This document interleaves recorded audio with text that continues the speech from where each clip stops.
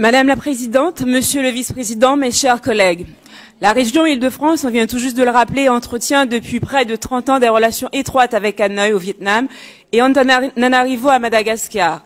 Aussi, des instituts des métiers de la ville destinés à assurer une représentation francilienne et mettre en œuvre les projets financés dans le cadre de sa coopération décentralisée ont-ils été créés par la région et ses partenaires en 2001 et 2008. Malgré l'objectif louable de promouvoir l'expertise de notre région en termes de développement urbain auprès de nos partenaires étrangers, l'ancienne majorité est hélas tombée dans deux écueils très graves, à la fois pour la région et pour ses représentants, écueils qu'il convient à présent de réparer. Le premier d'entre eux concerne la structure de ces instituts. Choisissant de ne pas doter ces IMV de personnalités juridiques propres, l'ancienne majorité a mis en difficulté ses représentants, les laissant démunis face aux problèmes contractuels du quotidien et incapables de gérer leur personnel.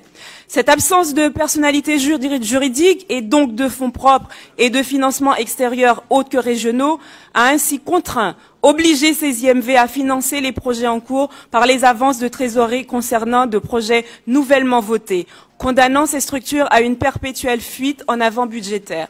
Afin de sortir de cette situation que vous avouerez inacceptable, contraire à nos propres règlements budgétaires et financiers, il est proposé de clôturer les projets engagés et de relancer une coopération avec les partenaires locaux. De façon plus concrète, nous souhaitons interrompre le financement des instituts des métiers de la ville et ne conserver que des représentants de la région pour l'organisme Paris Région Expertise. Ces représentants seront dorénavant chargés de coordonner des projets avec nos partenaires et valoriser l'expertise francilienne sur tous les types de sujets. Ce dispositif permettra alors de préserver la relation de confiance et de proximité établie avec les partenaires, valoriser bien sûr l'expertise francilienne et enfin mettre un terme à l'imbroglio juridique et financier des IMV ainsi qu'à leurs coûts exorbitants.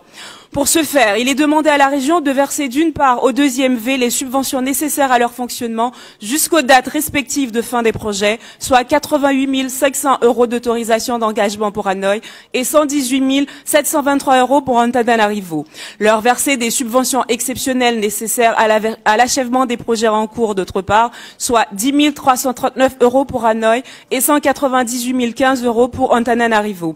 Et enfin d'autoriser pour ces deux IMV des remises gracieuses sur les titres de recettes pour le non-achèvement de projet, soit 264 274 € pour Hanoï et 196 500 € pour Antananarivo. À titre de comparaison, la poursuite de ces projets aurait coûté le double pour Hanoï et 7 fois plus pour Antananarivo, comme l'a fait remarquer à juste titre Marie-Pierre Badré en commission à la coopération internationale. Il est donc plus que nécessaire, mes chers collègues, de mettre un terme à cette situation à risque pour la région et nos partenaires.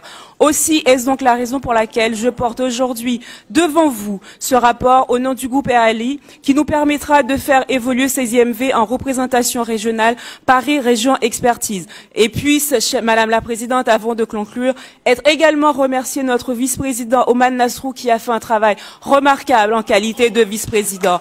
Merci, je vous remercie.